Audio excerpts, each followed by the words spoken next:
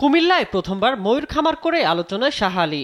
2019 সালে শখ করে 1.5 লাখ টাকায় কেনেন দুটি ময়ূর। ভেড়া গরুর সঙ্গে শুরু হয় ময়ূর পালন। 3 মাসের মধ্যে ডিম ও 12টি বাচ্চা। এরপর থেকে শুরু করেন ময়ূর পালনের পরিকল্পনা। 7টি ময়ূর থেকে শুরু করে আজ 90 লাখ টাকার বেচা বিক্রি। বর্তমানে খামারে আছে 45টি ময়ূর। ছোট জোড়া বিক্রি করেন 40 থেকে 45 হাজারে, বড় জোড়া 1.4 লাখে। 10 লাখ টাকা বিনিয়োগ করে কোটি টাকা আয়ের আশাবাদী শাহ আলী। ময়ূর পালন ব্যয়বহুল নয়, প্রতিদিন মাত্র 5 টাকা খরচ। খায় সবজি ও মুরগির খাবার। তবে সফলতার জন্য খামারিদের শখ থাকতে হবে বলে জানান শাহ আলী। এখন আল্লাহর রহমতে অনেক পাখি বিক্রি করছি। এখনো অলরেডি আমার কাছে প্রায় 45 থেকে 50টার মতো বড় ময়ূর আছে।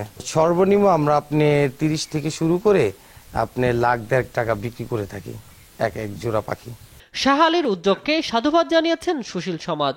আইনের আওতায় ময়ূরের বংশবৃদ্ধির জন্য এমন উদ্যোগ বড় পরিসরে হোক, এটাই প্রত্যাশা। এই খামারটি থেকে যে বংশবিস্তারের যে বিষয়টি, সেটি কিন্তু অধরে থেকে যায় এবং সরকারি পৃষ্ঠপোষকতা থাকলে এই খামারটিকে আরও বেশি সম্প্রসারণ করে এবং যারা এই ময়ূর পালতে আগ্রহী তাদেরকে এই শাহ আলী থেকে প্রশিক্ষণের ব্যবস্থা করতে হবে সরকারি পৃষ্ঠপোষকতা। জেলা প্রাণী সম্পদ কর্মকর্তা জানান, ময়ূর প্রজনন বাড়াতে এ ধরনের খামার গুরুত্বপূর্ণ। খামারদের সহায়তা দিতে প্রস্তুত তারা। অবশ্যই একটা ভালো উদ্যোগ এবং তার সে উদ্যোগ সে সফল এবং তার মাধ্যমে আরো কিছু মানুষ কিন্তু এই উদ্যোগে সামিল হচ্ছে বলে আমি জানি। আমাদের অফিস থেকে তাকে প্রয়োজনীয় পরামর্শ প্রদান করা হচ্ছে, পাশাপাশি ভ্যাকসিনের যে সুবিধাটা এটা কিন্তু প্রদান করা হচ্ছে। ময়ূর রক্ষায় শাহ আলীর খামার হতে পারে জাতীয় উদাহরণ, এমনটাই প্রত্যাশা সবার। শামীম হোসেন, নিউজ ডেস্ক, দেশ টিভি।